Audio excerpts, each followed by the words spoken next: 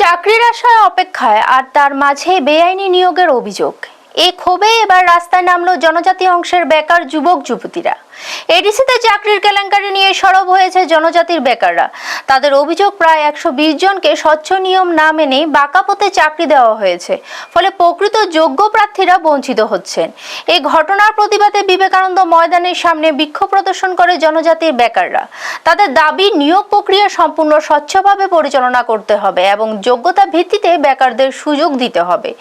বিক্ষোভকারীরাও জানিয়েছেন, দীর্ঘদিন ধরে তারা চাকরির আশার প্রস্তুতি নিচ্ছিলেন, কিন্তু এভাবে অনিয়ম হলে তাদের ভবিষ্যৎ অনিশ্চয়তার হয়ে পড়েছে। দ্রুত বিষয়টি খতিয়ে দেখে প্রশাসনের পক্ষ থেকে প্রয়োজনীয় ব্যবস্থা নেওয়ার দাবিও জানান তারা। এ নিয়ে জনজাতি অংশের বেকার যুবক যুবতীদের মধ্যে ব্যাপক ক্ষোভ দেখা দিয়েছে। ব্যুরো রিপোর্ট, নিউজ তৎকাল 24।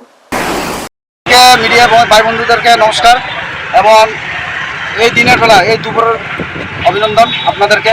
আমরা এখানে আজকে বিক্ষোভ মিছিল করছি যে গত কয়েকদিন না মাস এপ্রিল মাস থেকেই যে কোনো না নোটিফিকেশন দিয়ে, না কোনো ইশতেহার দিয়ে, না পত্রিকাতে, না খবরে জানিয়ে আমাদের এই এডিসি গভর্নমেন্ট নাকি 120 জনকে নিয়োগ করে নিয়েছে এই এডিসিতে সরকার চাকরি।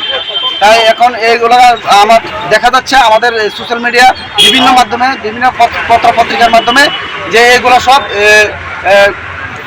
ইন্টারভিউ নিয়ে এদেরকে চাকরির পর্যন্ত নিয়ে যেয়ে ওখানে পোস্টিং হয়ে গেছে। তাই আমরা এখানে সবাই আছি যে এই চাকরিকে বাতিল দিতে হবে, কারণ আমাদের যে এই ত্রিপাশার মধ্যে আমরা এডিসি এই অঞ্চলে, এই এরিয়াতে অনেকগুলো বেকার আছে। কারণ দেখা যাচ্ছে সব নাকি এই মন্ত্রী, মিনিস্টার তাদের এই জনগোষ্ঠী ছেলে মেয়েরাই সবগুলো চাকরি হয়ে যাচ্ছে। কারণ আমরা তো বেকার ওখানে পড়ে আছি। তাই আমরা এখানে মিছিলের জন্য এসেছি। কি চাকরি মানে কিসের চাকরি? এখানে আমার পক্ষের জন্য শোনা গেছে সোশ্যাল মিডিয়াতে সাব ইউনিয়নের যে গ্রুপ ডি